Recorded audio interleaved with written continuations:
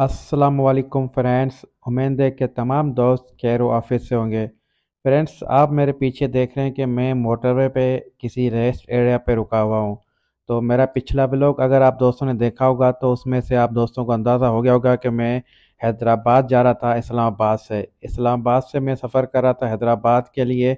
तो मैं आप दोस्तों को एक बात बड़ी इम्पोर्टेंट थी आप बताना चाह रहा था कि अगर आप दोस्त मोटरवे पे सफ़र करते हैं, चाहे पर्सनल गाड़ी में सफ़र करते हैं चाहे बस में सफ़र करते हैं, तो मोटरवे पे एक ऐसा मसला है जो हर किसी बंदे को पता होना चाहिए, क्योंकि ज़्यादातर लोगों के साथ इस तरह के मामले हो चुके हैं और अल्लाह ना करे आइंदा कभी हो भी सकते हैं। तो आप दोस्तों ने थोड़ी सी होशियारी करनी है, क्योंकि मेरे साथ भी यही मसला हुआ है और इसी तरीके का मसला एक और दोस्त हैं, बड़े अच्छे यूट्यूबर हैं जिनका मैं अभी नाम नहीं लेता हूँ। तो उन्होंने भी एक व्लॉग बना के आज से कोई 2 ढाई महीने पहले अपलोड किया था कि यार मैं जब यहाँ पे रेस्ट एरिया पे रुका था तो मेरे साथ एक मसला हुआ था।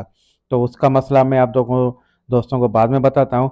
तो मेरे साथ जो प्रॉब्लम हुई थी वो मैं आप दोस्तों को बताता हूँ। अल्लाह का शुक्र है, वैसे तो मैं उस मामले से बच गया हूँ, अल्हम्दुलिल्लाह, मालिक के बहुत करम है, क्योंकि मैंने वो व्लॉग भाई का देखा हुआ था।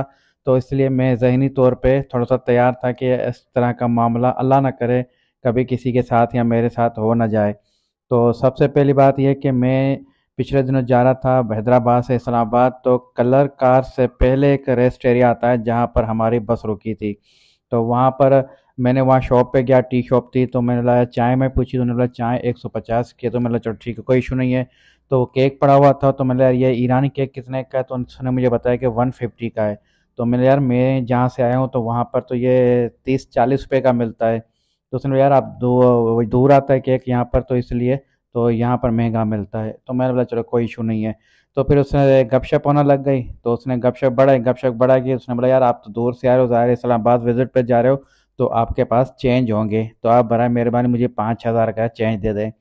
तो मैंने बोला यार मैं इस तरह का काम नहीं करता हूँ, मेरे पास अवेलेबल है चेंज, मगर मैं आपको चेंज नहीं दे सकता, क्योंकि यही मामला पिछले दिनों एक और दोस्त के साथ भी हुआ था। आप लोगों ने उनसे 5,000 का चेंज लिया था। चेंज उसने जब आपसे आपको दिया तो दोबारा फिर आप लोगों ने उसको बोला यार हमारा काम हो गया है, तो ये आप अपने चेंज वापसी ले लो। उस भाई साहब ने ये किया कि वो पैसे आपसे लेके जेब में डाले, मगर आप लोगों ने 1,000 2,000 नीचे गिरा दिए थे। तो वो फिर भाई साहब को पता पड़ गया, जैसे उसने बोला कि मैं बस में बैठा था, तो मैंने अपने पैसे दोबारा रीचेक किए तो मुझे पता पड़ा कि मेरे 2,000 रुपये कम है। तो मैं फौरी उधर भागा, तो वो पैसे अभी तक नीचे ही पड़े थे, उन्होंने जहाँ गिराए थे, जब तक वो बस के निकलने का इंतज़ार कर रहे थे मैं भी। तो उसने जाके वहाँ से उठा भी लिए और उसने उनको बोला भी यार ये इस तरह से नहीं होना चाहिए। तो मुझे वो बात जहन में थी, तो इसलिए मैंने उनको चेंज नहीं दिए।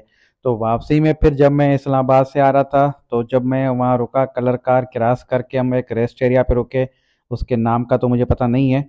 तो वहाँ पर मैंने चाय ली, चाय मुझे 150 रुपये की मिली, मैंने उसको 500 का नोट दिया। तो उसने 350 रुपये मुझे वापसी देने थे, तो 350 रुपये उसने मेरे सामने गिनती किए, मैंने खुद देखे। तो मैं व्लॉग बना रहा था, तो मैं थोड़ा सा मेरा ध्यान पीछे हुआ, तो उसने क्या किया, उसमें से 100 रुपये माइनस कर दिए, 250 रुपये उसने मुझे दे दिए, क्योंकि मेरे जहन में तो यही था कि यार ये 350 रुपये उसने मेरे सामने गिनती की है। तो मैंने वो पैसे जेब में डाले, जेब में डाल के मैं व्लॉग ही बना रहा था। तो थोड़ा सा आगे मैं चला गया, तो उसने फिर पीछे से मुझे आवाज़ दी। मैं भी, मुझे अंदाज़ा है कि उसने आवाज़ इसलिए दी, उसने उसको अंदाज़ा हो गया था यार ये व्लॉगर है या कोई इस तरह का बंदा जो ये वीडियो बना रहा है, ऐसे नहीं कि फिर कल को कोई मामला बन जाए। तो उसने बोला यार आपके 100 रुपये कम है। मेरे 100 रुपये कैसे कम हो सकते हैं, आपने मेरे सामने अभी तो 350 रुपये गिनती की हैं। उसने बोला बस 100 रुपये कम है, ये आपके 100 रुपये रहते हैं, ये ले लो आप। तो चलो, मैंने बोला आपकी मेहरबानी भैया, आपने मुझे बुला के 100 रुपये दिए हैं, नहीं तो मैंने तो 350 पे आपने गिनती किए थे, तो मैं जेब में डाल के जा रहा था। तो ये एक बड़ी कहानी है सर, इस तरह से इतनी हाथ की सफाई दिखाते हैं ना कि आपको अंदाज़ा भी नहीं होता है।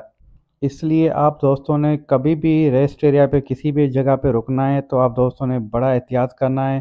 पहली बात तो आप दोस्त कोशिश करेंगे जो भी चीज़ लें उसके आप उनको चेंज दिया करें, तो आपको आसानी होगी। अगर आप उनसे उनको कोई बड़ा नोट देते हैं तो वो नोट भी चेक करके लें, और वो ले पैसे बकाया लेने के बाद उसको बराबर चेक करें कि आपके पैसे बराबर हैं या नहीं है। तो ये मामले जो होते हैं ना, ये मामले फिर बाद में जाके बंदा परेशानी होती है, तो उससे अच्छा है कि बंदा इन मामलों से पहले आगाह रहे। तो मेरे साथ इस तरह के 2 मामले होने वाले थे, अल्लाह ताला ने मुझे बचाया अल्हम्दुलिल्लाह। मैंने थोड़ी सी अपनी होशियारी भी दिखाई, वो होशियारी भी मैंने इसलिए दिखाई कि मैंने पहले से एक व्लॉग देखा हुआ था, यूट्यूब पे एक वीडियो देखी हुई थी कि मोटरवे पे इस तरह का मामला रेस्ट एरिया के अंदर होता है, तो मैं इसीलिए ज़हनी तौर पे तैयार था कि अल्लाह ना करे इस तरह की कोई बात हो।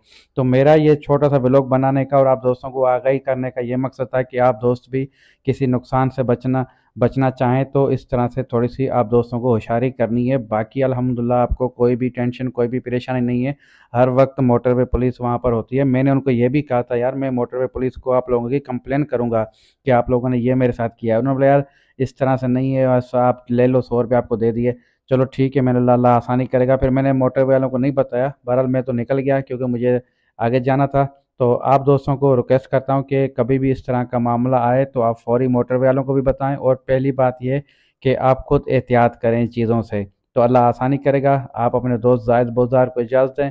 कल फिर मिलते हैं एक और व्लॉग में एक और पॉइंट से। जब तक के लिए अल्लाह हाफिज़।